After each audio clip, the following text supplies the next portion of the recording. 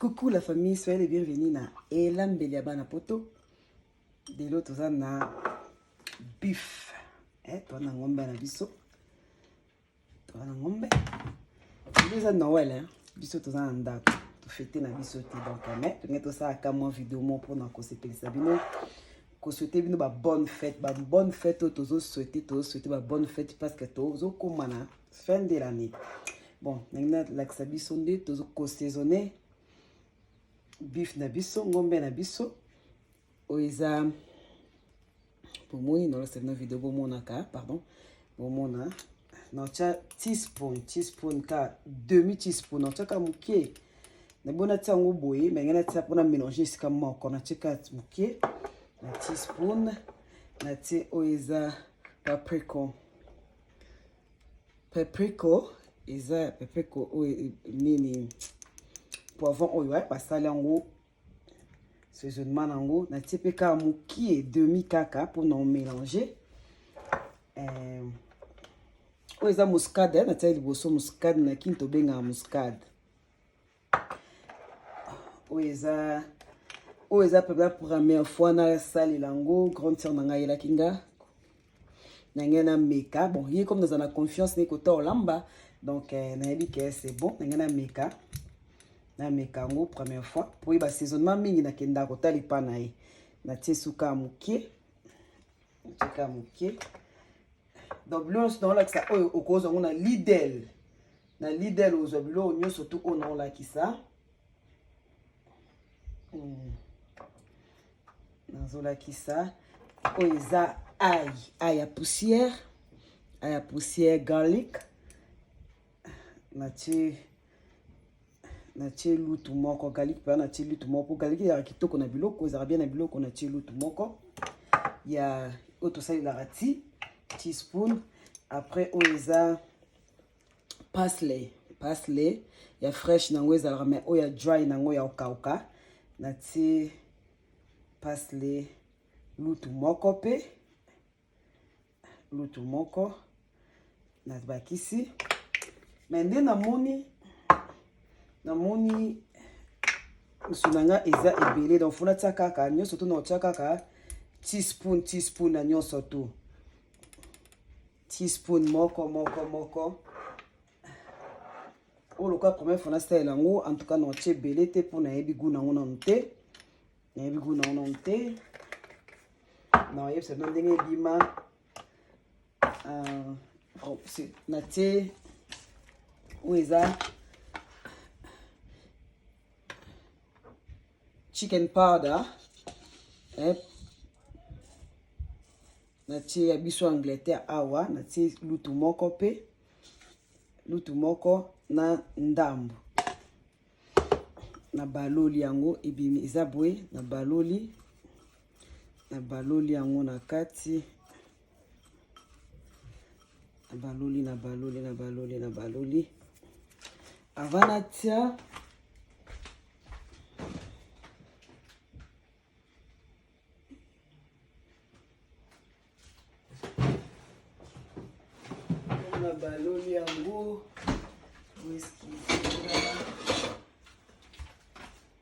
na baloli yango na banisi koko tia yango kosopa yango likolo esali penda rouge makasi te na obakisa oyo na obakisa penda oyo paprika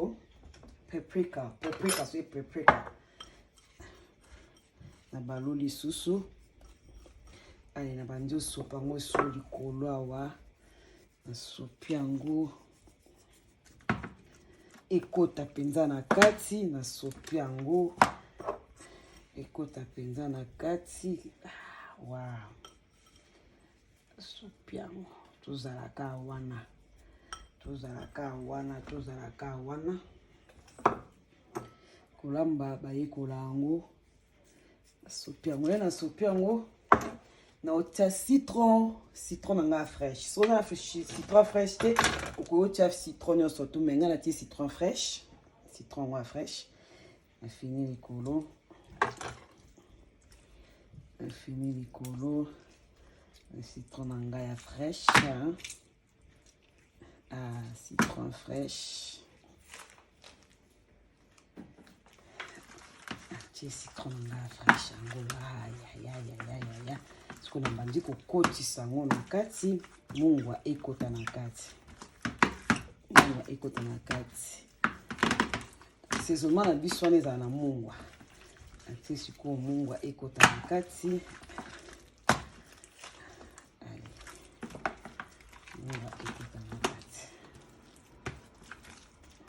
Mungwa ekota vraiment na kati.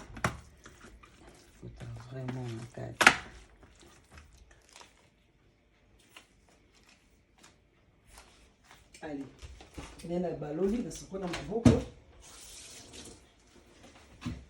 Nabakisi siko black pepper. Black pepper zani. Black pepper yango. Black pepper nanga.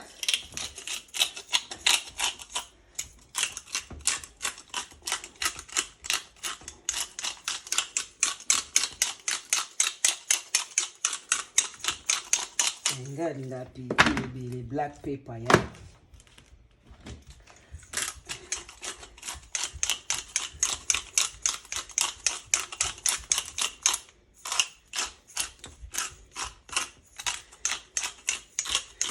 C'est bon.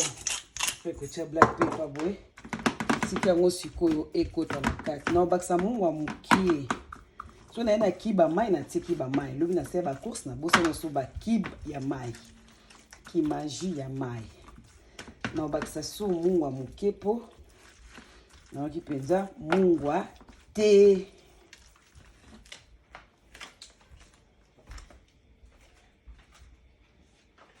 Na bakisa mungwa te. Ole na tia mungwa pour déjà na tia ki mungwa na tia susu o muke parce que o ezaka na mungwa. On va que ça me soit qui au lieu de chicken powder, yeah? Chicken powder.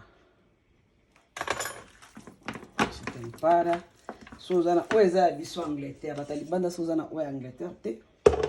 Osale lika ya bino ya France wana, osale la on, ezala pe kitoko ya France. Osale li. Bon. Si je mananga natika ngo quelques minutes ekota. Là natika ngo quelques minutes ekota. Nazeki kalungu nanga natie na moto pona esala nini? Pona naka mafuta nanga. Sama mafuta nanga.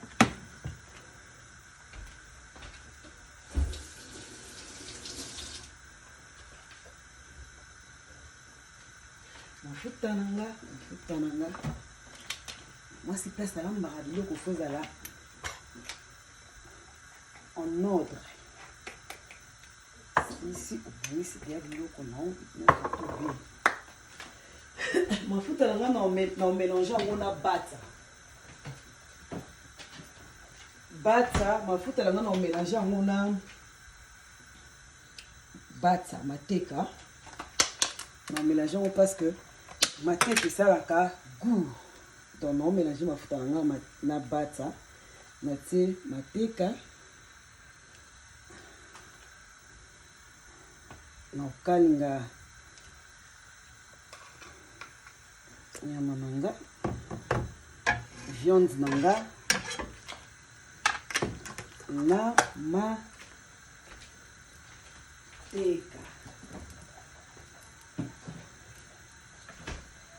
Bien la chose à mon aïe, au fond, non, il t'a aidé qui dans sa vidéo. Na chesse comme mafuta nanga mukie. Na utiliser mafuta ya sunflower ndiza kitoko.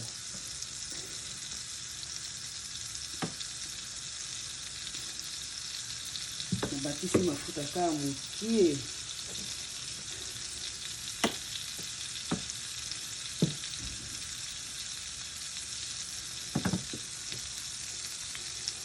Ok, c'est tout.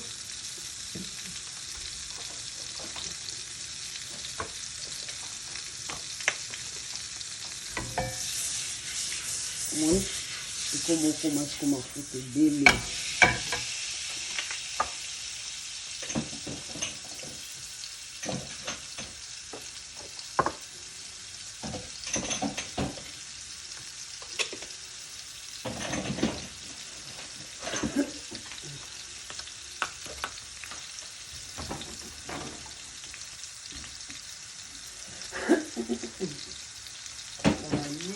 Déjà et des petits bisous vraiment facile.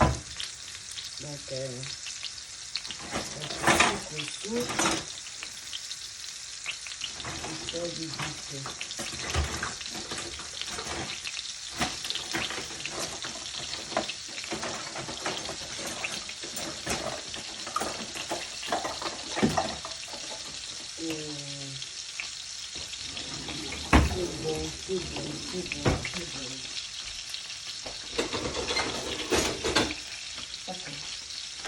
Mafuta na ngai esali moni ale naotya nyama na nga na viande na nga na kati nabetibeti yango bokomo ekota na kati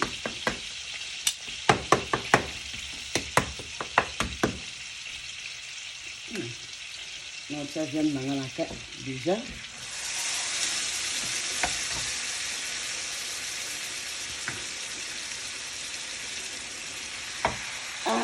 italungu ya moke italungu frying pan. It looks like a bit small. It looks like I've got a big one, but for this will be fine. But it looks like it's small, but it's fine. It fits. The cooking now,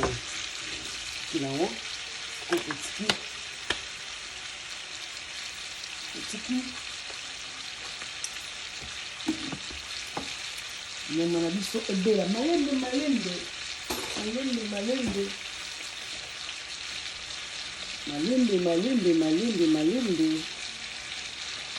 Niko ngombe ezala nango mpe kaka pasi te ezaka likambo oyeba basaisonnement ezalaka na volonté ya koyekola ya kotuna po misu bazala ngo nayebi te me alingi kotuna te mpo omona ndire nga natuna non motu oyo ozokende otuna ye mpe ayeba ye na ye te ye mpe amonaki atunaki dana mokili moto aya na koyeba aza te biso totunaka kaka toyekolaka kaka. C'est un peu ça.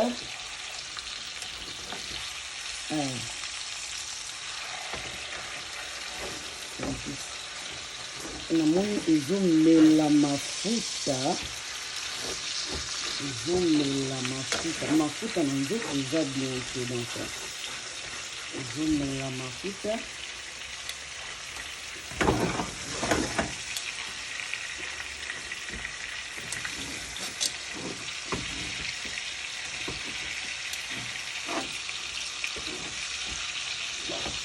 soki yo otoka yo moko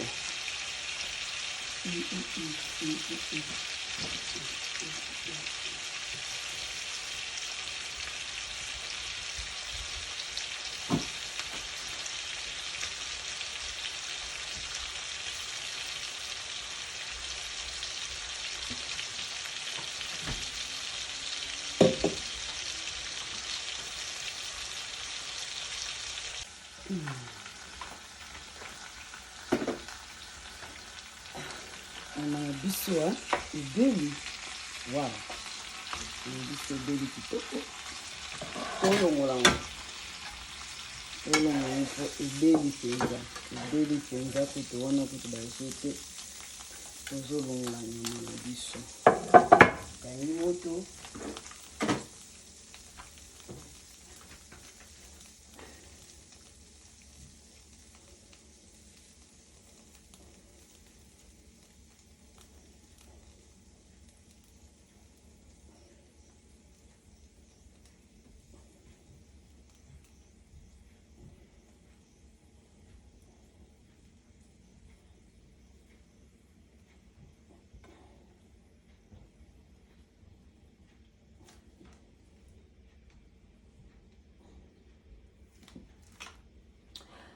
Voilà.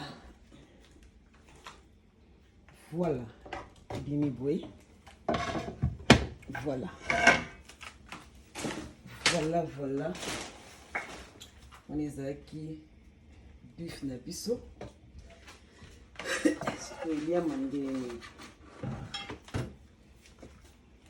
Voilà. On est aquí. Bif na biso.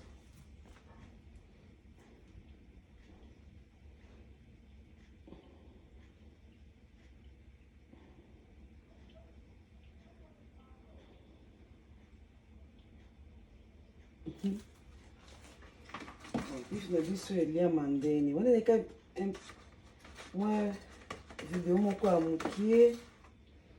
Tourner tout like Sabino. Bonne fête. Bonne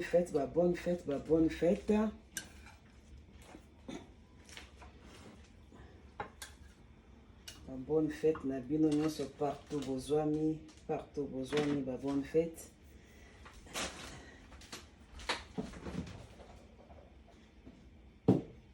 Komi na suka video. Komi na suka video na biso. Donc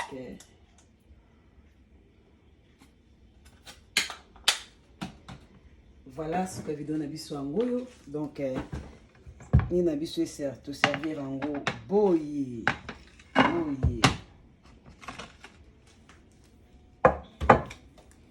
To servir ango boye. Eliama boye, oyo liango yango boye.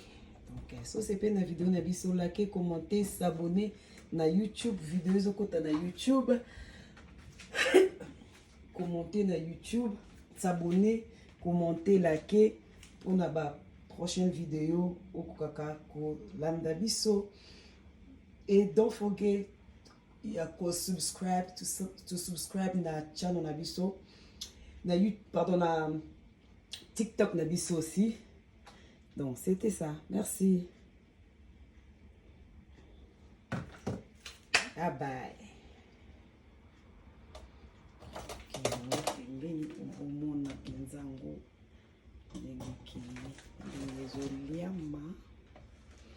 Bon appétit. Merry Christmas and Happy New Year.